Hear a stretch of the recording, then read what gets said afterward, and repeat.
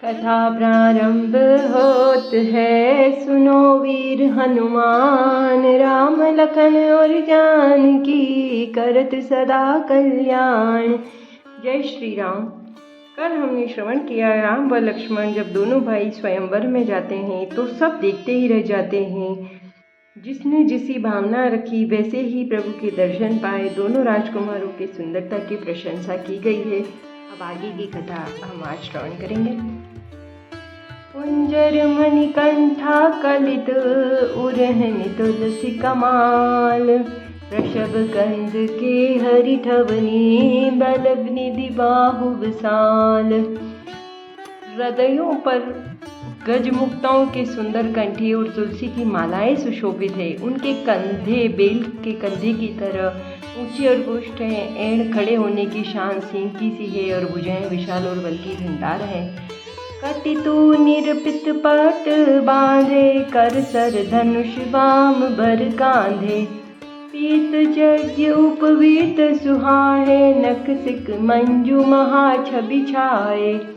कमर में तरकस और पीताम्बर बांधे हैं। दाहिने हाथों में बाण और बाएं में सुंदर कंधों पर धनुष और पीले यज्ञोपवीत जनेऊ सुशोभित है। नख से लेकर शिखा तक सब अंग सुंदर है।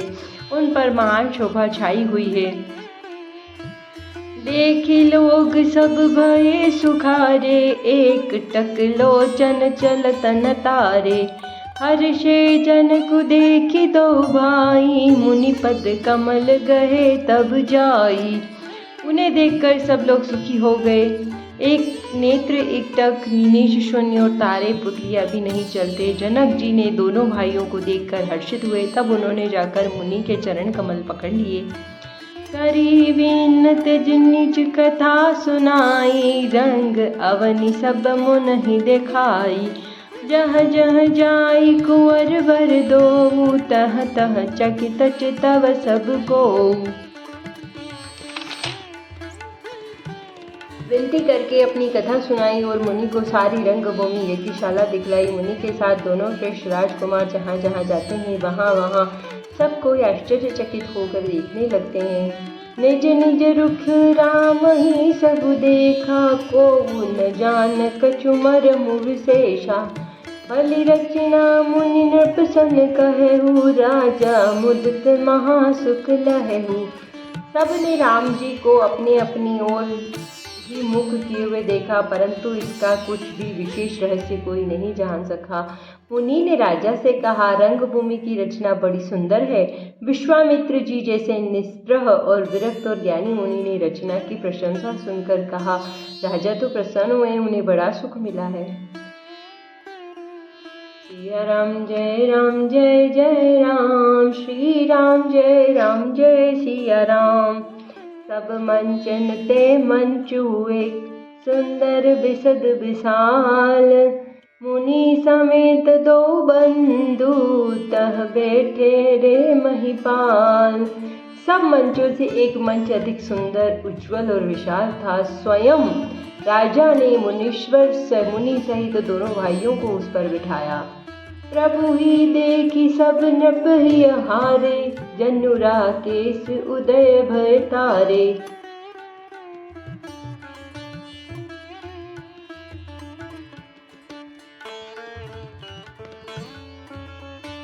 अस प्रतीति सबके मन माही, राम जाप तो रब सक नाही। प्रभु को देखकर सब राजा हृदय में ऐसे हार गए, निराश और उत्साहीन हो गए, जिसे पूर्ण चंद्रमा के उदय होने पर तारे प्रकाशहीन हो जाते हैं।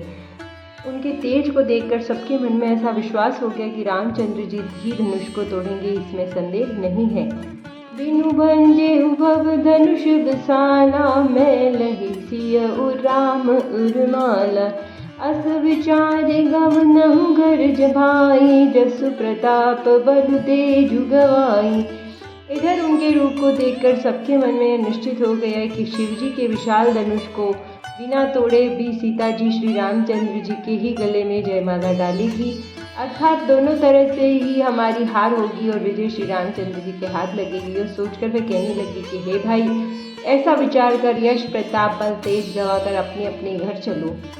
देह से अपर भूप सुनि बानी, जे अविवेक अंध अभिमानी। तोरे उदंश ब्याहु अवगा, बिनु तोरे को कुंवरि बिहाहा।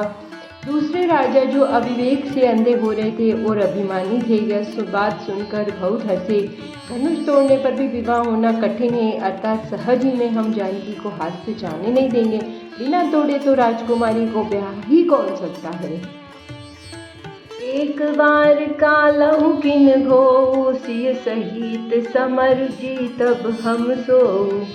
यह सब सुनी अवर महीप मुस्काने, धर्मशील हरि भगत सयाने। काल ही क्यों न हो, एक बार तो सीता जी के लिए उसे हम भी युद्ध में जीत लेंगे। यह घमंड की बात सुनकर दूसरे राजा जो धर्मात्मा हरिभक्त और सयाने थे मुस्कुराए। सिया राम जय जय राम, श्री राम जय सिया राम। सिय विहाह विराम गर्भ, दूरी करिनपन के। जीति कुशक संग्राम, दशरथ के रन बांकुरे। उन्होंने कहा, राजाओं के गर्व को दूर करके जो धनुष किसी से नहीं टूट सकेगा, उसे तोड़कर श्री रामचंद्र जी सीता जी को ब्याहेंगे। रही युद्ध की बात, तो महाराज दशरथ के रणबांके पुत्रों को युद्ध में तो जीत ही कौन सकता है। व्यर्थ मरहु जनि गाल बजाई, मन मोद कहनी भूख बुताई। सीख हमारी सुनि परम पुनीता, जगदम्बा जानहु जिय सीता। गाल बजाकर व्यर्थ ही मत मरो, मन के लड्डुओं से भी कहीं भूख बुझती है। हमारी परम पवित्र निष्कपट सीख को सुनकर सीता जी को अपने जी में साक्षात जगत जननी समझो। उन्होंने पत्नी रूप में पाने की आशाएं लालसा छोड़ दो। जगत पिता रघुपत ही बिचारी, बरि लोचन छबिले हुनिहारी। सुंदर सुखद सकल गुण राशि, ए देव बंधु शंभु उर्वासी। और श्री रघुनाथ जी को जगत का पिता परमेश्वर विचार कर नेत्र भरकर उनकी छवि देख लो। ऐसा अवसर बार बार नहीं मिलेगा। सुंदर सुख देने वाले और समस्त गुणों की राशि ये दोनों भाई शिवजी के हृदय में बसने वाले हैं।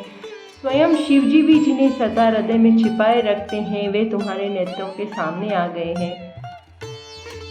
सुधा समुद्र समीप बिहाई, मृग जलु निरखी मरहु कृत गाधाई। करहु जाई जा कहूँ जोई भावा, हम तो आजु जन्म फल पावा। समीप आए हुए भगवत दर्शन रूप अमृत के समुद्र को छोड़कर तुम जगत जननी जानकी जी को पत्नी के रूप में पाने की दुराशा रूपा मिथ्या मर्ग जाल को देखकर दौड़कर क्यों मरते हो। फिर भाई जिसको जो अच्छा लगे जाकर वही करो। हमने तो श्री रामचंद्र जी के दर्शन करके अपने जन्म लेने का फल पा लिया। अस कहीं भले भूप अनुरागे, रूप अनूप बिलोकन लागे। देखे सुर नभ चढ़े विमाना, बरसहि सुमन करहि कल गाना। ऐसा कहकर अच्छे राजा प्रेम मग्न होकर श्री रामचंद्र जी का अनुपम रूप देखने लगे। मनुष्यों की तो बात ही क्या, देवता लोग भी आकाश से विमानों पर चढ़े हुए दर्शन कर रहे हैं और सुंदर गान करते हुए फूल बरसा रहे हैं। जानी सुअवसरु तब सिय तब पठई, जनक बोलाई। चतुर सखी सुंदर सकल, सादर चली लवाई। तब सुअवसर जानकर जनक जी ने सीता जी को बुलावा भेजा। सब चतुर और सुंदर सखियाँ आदर पूर्वक उन्हें लिवा चली।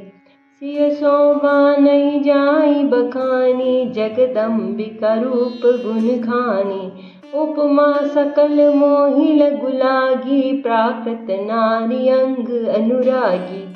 रूप और गुणों की खान जगत जननी जानकी की शोभा का वर्णन नहीं हो सकता। उनके लिए तो काव्य की सब उपमाएं तुच्छ लगती है, क्योंकि वे लौकिक स्त्रियों के अंगों से अनुराग रखने वाली जगत की स्त्रियों को के अंगों को दी जाती है। काव्य की उपमाएं सब त्रिगुणात्मयी मायिक जगत से ली गई है। उन्हें भगवान की स्वरूपा शक्ति श्री जानकी जी के अप्राकृत जन्मय अंगों के लिए प्रयुक्त करना, उनका अपमान करना और अपने को उपहासास्पद बनाना है।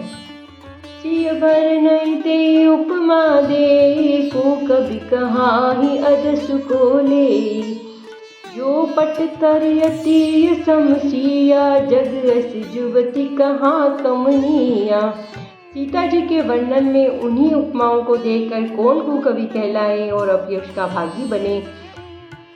यदि किसी स्त्री के साथ सीता जी की तुलना की जाए तो जगत में ऐसी सुंदर युवती है ही कहाँ। गिरा मुखर तन अरद भवानी, रति अति दुखित अतनुपति जानी। विषवारुणि बंधु प्रिय जेहि, कहिय रमा सम किमि वे देहि। पृथ्वी की स्त्रियों की तो बात ही क्या, देवताओं की स्त्रियां भी यदि देखा जाए तो हमारी अपेक्षा कहीं अधिक देवी और सुंदर है। तो उनमें सरस्वती तो बहुत बोलने वाली है, पार्वती अर्धांगिनी है, अर्थात अर्धनारी नटेश्वर के रूप में उनका आधा ही अंग स्त्री का है, शेष आधा अंग पुरुष शिव जी का है। कामदेव की पत्नी रति को पति को बिना शरीर का अनंग जानकर बहुत दुखी रहती है, जिनके विष और मध्य जैसे प्रिय भाई ने। उन लक्ष्मी के समान तो जानकी जी कहा ही कैसे जाए। जो छवि सुधा पयो निधि होई, परम रूप मय कर छपु सोई। शोभा रजु मंदरु सिंगारू, मथे पानी पंकज निज मारू। अर्थात जिन लक्ष्मी जी की बात ऊपर कही गई है वे निकली थी खारे समुद्र से, जिसको मथने के लिए भगवान ने अति कर्कश पीठ वाले कच्छप का रूप धारण किया। रस्सी बनाई गई, महान विस्तर वासुकी नाग की ने मथनी का कार्य किया। अतिशय कठोर मंदराचल पर्वत ने उसे मथा और सारे देवता और दैत्यों ने मिलकर जिन लक्ष्मी को अतिशय शोभा की खान और अनुपम सुंदरी कहते हैं उनको प्रकट करने में हेतु बने। वे सब असुंदर और स्वाभाविक ही कठोर उपकरण। ऐसे उपकरणों से प्रकट हुई लक्ष्मी श्री जानकी जी की समता कैसे पा सकती है। हाँ, इसके विपरीत यदि छवि रूपी अमृत का समुद्र हो, परम रूपमय कच्छप हो, शोभा रूप रस्सी हो, श्रृंगार रस पर्वत हो, उसी समुद्र को स्वयं कामदेव अपने ही कर कमल से मथे तो उसे सीता की उपमा दी जा सकती है।